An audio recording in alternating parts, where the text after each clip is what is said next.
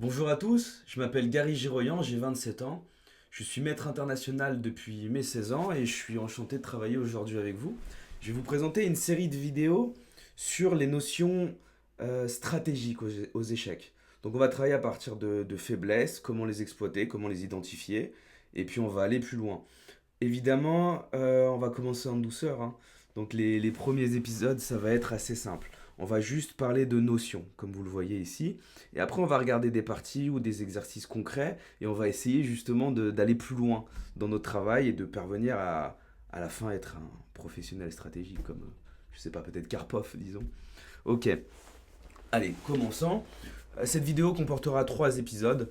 Là, on va vraiment aborder donc les notions. Prenons cette position qui est assez classique, donc les plus expérimentés pourront peut-être reconnaître une position de sicilienne ici. La question que j'ai envie de vous poser, c'est quelle est la faiblesse stratégique dans cette position? Je vous laisserai toujours un petit peu de temps, hein. L'idée, c'est que vous puissiez essayer de trouver. Mettez pause, et puis après, je répondrai. Ici, la faiblesse des noirs ou la force des blancs, réciproquement, ça va être cette case D5. Donc déjà, je répète un peu. Une case forte, c'est une case sur laquelle on peut mettre une pièce sans qu'elle ne puisse jamais être chassée par un pion. Donc en l'occurrence, la case D5 correspond tout à fait à ce critère, puisque aucun pion noir ne se trouvera ni en C6, ni ne pourra aller en E6. Alors évidemment, si à un moment il y a F prend E6, ça je veux bien, mais logiquement, on le voit venir, ça reste dans notre contrôle, puisque c'est nous qui prendrions la pièce.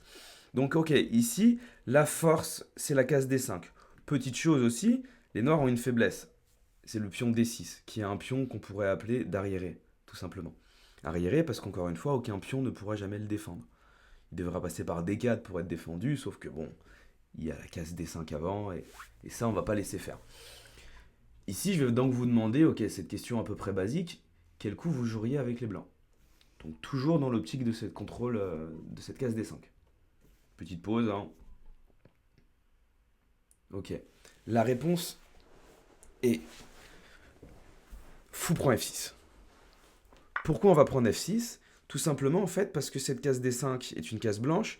La seule pièce des noirs qui peut défendre cette case, c'est le cavalier en F6. Le fou en E7, évidemment, c'est un fou de case noire, donc il n'aura jamais aucun contrôle en D5. Et le fou de case blanche, le fou de case noire des blancs, ok, ne pourra jamais effectuer un contrôle sur cette case en D5. C'est pour ça qu'en fait, il va pouvoir juste s'échanger contre le plus grand défenseur de cette case. Et maintenant, on a obtenu la case D5 pour émettre notre cavalier.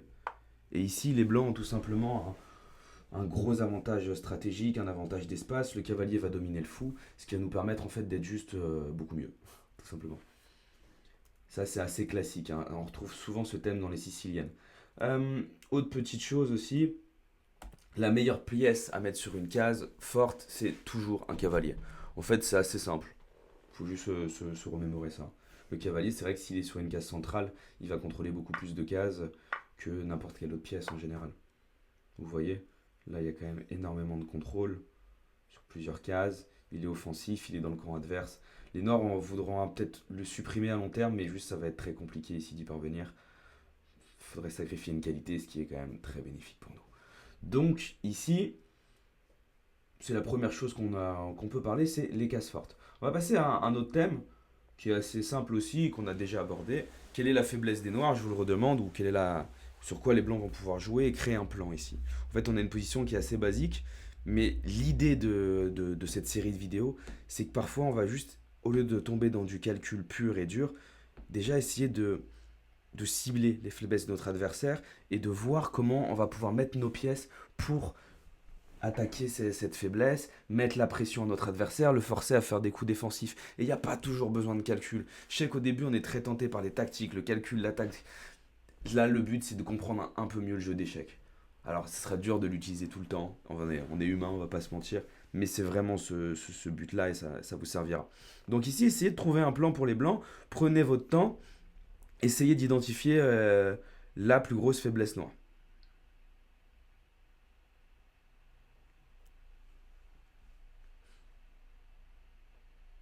Alors ici, on va répondre maintenant, hein. La grosse faiblesse des noirs, c'est ce pion arriéré en C7. On observe aussi qu'il y a une case forte en C5, puisque jamais aucun pion noir ne pourra chasser une pièce qui s'y mettrait. La case de 5 n'est pas une case forte. Hein, je le répète parce qu'on peut être tenté. C'est pas une case forte parce que si on y met un cavalier, les noirs pourront toujours jouer F6 à un moment ou à un autre. Alors ils bougeront leur cavalier, plus ils joueront F6. Mais donc du coup, la case de 5 ne correspond pas aux critères puisqu'un jour elle peut être chassée par un pion. La case C5 l'est effectivement, mais le plus intéressant, c'est ce pion C7 qui est arriéré. Ici, on peut déjà imaginer le coup fou A5. On va essayer justement d'attaquer ce pion.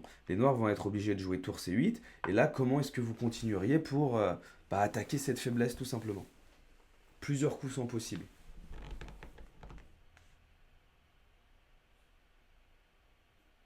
Je vous laisse un peu de temps, hein. Là, je vais répondre.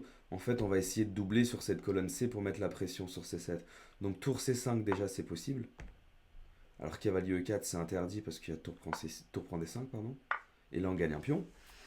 Et tout simplement, après, on va faire dame C2. Ceux qui ont pensé à tour C2, dame C1, c'est très bien. Tour C5, c'est mon coup favori parce que c'est une case forte. Et le pion D5 est un problème puisque KE4 ne marche pas. Évidemment, C6, c'est pas possible parce qu'on mangerait la dame. En fait, là, c'est juste un gros avantage. Gros avantage pour les blancs. Ensuite, on va mettre une dame en C2, une tour en C1. Si le fou bouge en E6 dans l'optique de faire cavalier E4, ça ne nous empêche pas de faire dame C2. Hein, puisqu'on attaquera encore ce pion C7. Donc sur cavalier E4, on mange, évidemment. Et s'il joue cavalier E8, on peut tout simplement faire tour C6. Et on va gagner le pion. Tour A8, fou prend C7. Donc voilà encore une fois, dans cette... comment exploiter les faiblesses de notre adversaire.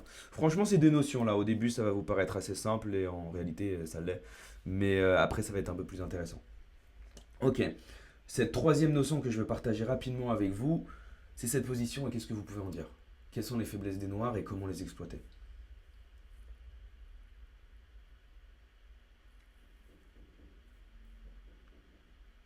Alors la faiblesse des noirs ici, elle peut se retrouver au niveau du roi.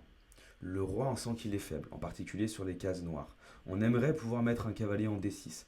Le problème, c'est qu'évidemment, les noirs font fou prend D6, puis on prend D6, dame prend D6. Mais si K et D6 était possible sans que le fou puisse prendre, la partie est terminée. K prend B7, évidemment, mais dans tous les cas, on a une attaque monstrueuse. Donc la question, c'est comment est-ce qu'on peut profiter des cases noires ici? Et là, il y a quelque chose de très intéressant. Je pense qui doit vous parvenir tout de suite en tête. Hein. Si vous ne l'avez pas, mettez pause encore une fois. Le bon coup, c'est fou G5. Fou G5 parce qu'on va proposer l'échange de ce fou qui est le défenseur des cases noires ici. Alors, s'il prend pas, c'est nous qui allons prendre. S'il prend, évidemment, on va prendre du cavalier.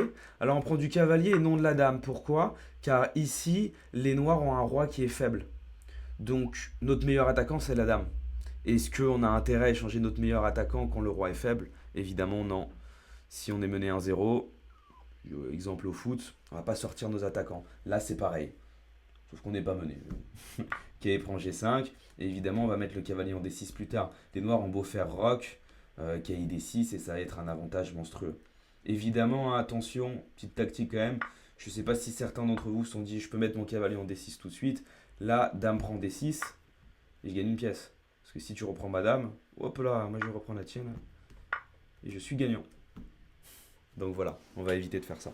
Mais voilà, donc l'idée en fait ici aussi, c'est de commencer à réfléchir sur quelle pièce on peut échanger et quelle incidence l'échange de cette pièce aura pour nous. Est-ce que ce sera positif ou pas positif? Là, en l'occurrence, c'est complètement positif. Je peux même aller un peu plus loin, je suis en train d'y penser, même si c'était pas prévu. Je sais pas, fou prend, prise, tour B8, K D6, échec. Bon, roi F8. Là, évidemment, c'est complètement gagné. On fait K prend F7.